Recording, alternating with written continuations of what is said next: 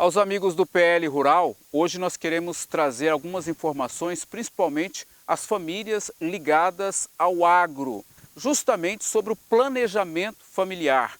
Para falar um pouco sobre isso, nós convidamos a doutora Priscila Ziliani, que está aqui ao nosso lado. Ela é advogada e é especialista no planejamento familiar. Tem feito um trabalho junto às famílias do Brasil, em especial as do agro. Doutora, um dos instrumentos que a senhora usa para, vamos dizer assim, somar com as famílias nesse planejamento é justamente a holding familiar. O que é uma holding? Seja bem-vinda ao nosso PL Rural. Agradeço pelo convite, Toninho. Bom, é sempre muito bom estar aqui no PL Rural, ainda mais falando sobre soluções, né, junto do produtor rural. Esse canal que ele traz sempre as melhores soluções do mercado. Muito obrigada, então, aqui pelo convite. Bom, o que é uma holding familiar, holding rural, holding de participações? A holding é um instrumento de planejamento patrimonial e sucessório, utilizado não só para evitar o inventário como forma de sucessão, mas também como forma de proteção do patrimônio, proteção do legado, proteção contra qualquer revés financeira, além de trazer grandes eficiências tributárias ao produtor rural. Agora, doutora, a senhora me falou em off aqui antes da entrevista que nós estamos correndo um risco muito grande de dilapidação do patrimônio, principalmente quando se fala de impostos. Em que tese a senhora afirma isso? É verdade. A dilapidação do patrimônio está aí, ainda mais para o produtor rural. Quando esse produtor rural chega no momento de passar pelo processo do inventário, esse processo é extremamente caro. Eu posso dizer, Toninho, que vai pegar caminhões da sua fazenda de dinheiro. E se seu filho ou sua filha, seus descendentes não tiver todo esse valor líquido, né, para pagar, para custear todo esse montante que é o inventário, vai ter que vender algum patrimônio. E aí fica pior ainda, porque o preço que se paga em um patrimônio que está em meio ao processo de inventário é um valor bem mais reduzido. Doutora, é claro que é um assunto delicado para se tratar em família, mas é importante lembrar que a senhora falou do imposto, o percentual é alto hoje, o governo está com fome realmente no patrimônio? O governo está sempre atento ao que dá certo no Brasil para poder tributar um pouco mais, né? Então, hoje, o imposto sobre herança, que é o maior imposto, o maior tributo que se paga dentro de um processo de inventário, ele tem sua alíquota máxima 8%. E o Mato Grosso, ele atinge essa alíquota máxima de 8%. Então, pensa assim, só de imposto sobre herança, você vai pagar 8% em cima do valor do mercado desse patrimônio. E aí, chega aí, pagar honorários e mais taxas judiciais que implica mais 7% a 8%. Tudo, Toninho, a valor de mercado do patrimônio. Agora, no que diz respeito, não vai ser vendido nada? E como pagar esse imposto? Pois é, você não vende nada para ter essa fazenda, permanecer na sua fazenda e mesmo assim tem que pagar esse imposto. Para o seu filho ter acesso a esse patrimônio, ele tem que passar por esse pedágio, quer queira, quer não, que é através do processo de inventário e mesmo assim o Estado, ele impõe essa implicação de pagar esse imposto sobre herança ou imposto sobre transmissão. Agora, então, nós estamos falando aqui de planejamento, né? É preciso que as famílias comecem a discutir isso, né? Vai deixar para o governo? Como é que é? Essa é uma opinião, né? Ou você deixa para o governo, parte para o governo e para o sistema, porque são muitas pessoas que ganham com o processo de inventário, ou você toma uma atitude, que eu falo, né? Que é a partir para olhar para um planejamento patrimonial e sucessório, para evitar aí esse processo de inventário e fazer com que a sua propriedade rural não seja dilapidada. E mais do que isso, Toninho, quando a gente fala em propriedade rural, quando a gente fala em patrimônio, em legado, eu estou falando em todo o trabalho que esse produtor rural está tendo há décadas atrás. Então é um respeito a todo o seu trabalho, fazer um planejamento patrimonial e sucessório para que, de fato, todo esse legado permaneça na sua geração futura. Eu queria que a senhora falasse um pouco para os nossos produtores, as pessoas que estão nos acompanhando aqui no PL Rural, um pouco da sua experiência nessa área, né? A senhora tem encontrado realmente pessoas que estão vivenciando essa realidade dura hoje?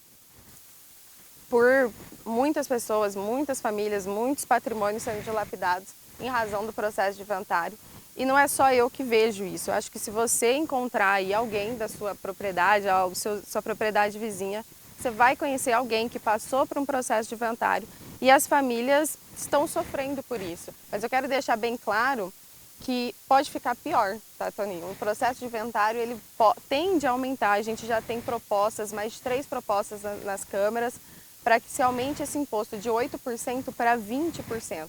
E aí, para o produtor rural, fica um pouco pior ainda. Agora, vamos falar então da solução. O que se tem de fazer? Geralmente o patriarca da família, né, a pessoa mais velha, que é a detentora do patrimônio, esse patrimônio ainda não foi dividido. Qual é o conselho da senhora? Primeiro conselho que eu te faço, que eu sempre falo para todo mundo, é busque um especialista para estar te orientando da melhor forma. É o que eu falo, se eu estou com um problema no coração, eu não vou buscar um oftalmologista. Então busque alguém que faça isso de fato, que venha desempenhando um papel só no planejamento patrimonial e sucessório. Agora, nós temos aqui pequenos, médios e grandes produtores. A maior parte deles, pequenos e médios. Até a partir de que valor patrimonial a senhora aconselha hoje a montagem de uma holding? Veja bem, Toninho, aqui a gente não fala em montante. Não há um montante mínimo, médio ou máximo para se instituir uma holding familiar. Há sim uma vontade do produtor rural e não deixar que este montante seu vá para o inventário e possa incorrer aí em pagar 20%, 30%, 40%.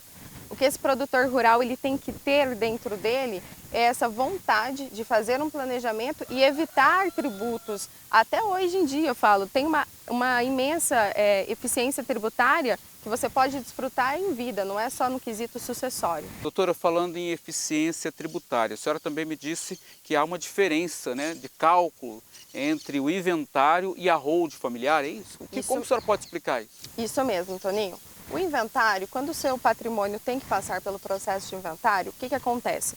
O Estado ele faz a apuração do seu patrimônio a preço de mercado. Então, a preço de mercado vai ser sua base de cálculo e vai incidir esses 8%.